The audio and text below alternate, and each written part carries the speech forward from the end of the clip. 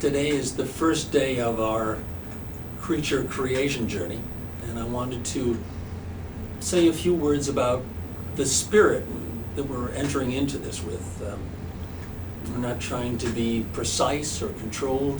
This has nothing to do with being a good drawer or the best artist in the class. It has to do with the abundance of spirit that we can let flow from within ourselves. And we're entering into it in a kind of mysterious way too, because at first you're not going to really be knowing what you're making. And that's part of the adventure of this. We know that initially we're making body parts, and randomly we'll be assigned an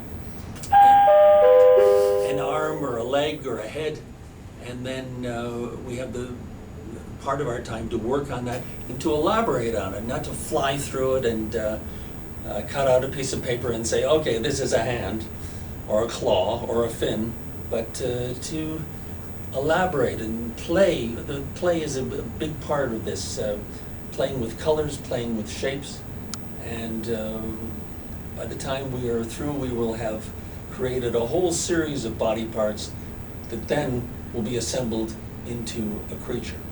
Now, we have lots of materials to work with. We have sheets and sheets of colored paper, of colored board, that we can cut shapes out of, and then tons of additional materials, everything from feathers to pipe cleaners, and to layer on to our shapes and elaborate them into rich and colorful forms. And a note about construction.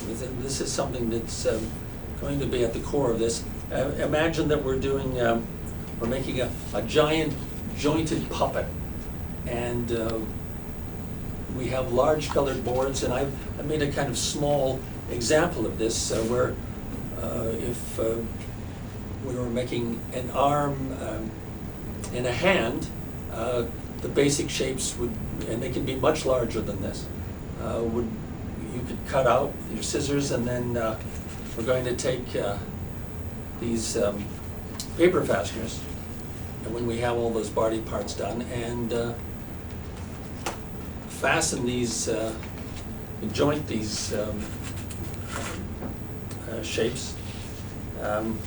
We have paper punches to make the holes, and you're going to wind up with an entire creature that is put together like a puppet, so that all these shapes work together, and from tip to toe we can have a giant creature that is manipulable, and we can present it, make it dance, make it sing, and carry it across our performance space. A couple of, and a caution about this. I've tried it, and I want everybody to feel free to create different kinds of forms and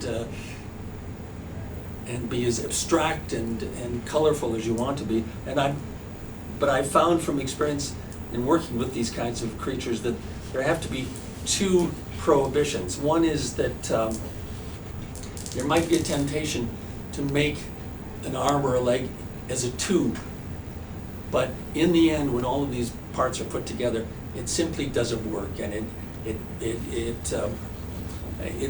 those parts simply won't go with these flat jointed figures that we're working on. And the other absolute prohibition that I'm going to put on is this.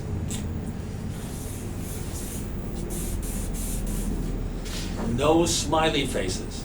If you get assigned a head and you're creating the face for it, it can have a beak and fish lips and scales or feathers, but it's got to be something that is not this simplistic. So this is an absolute forbidden thing, is to have a smiley face. And I'd like to encourage you to keep this in broad strokes and not race through it, to go back if you want to elaborate on a shape or add shapes until it's thick and heavy with texture and form, And when all of these parts are put together, we will have created some magnificent creatures that give voice to a myth that we're going to then to create about them. Scott, is there anything else you'd like me to mention? All right, then I think we're ready to go, and we're going to do a random selection for body parts, and we'll begin to create the images that are going to form this creature and make it come alive.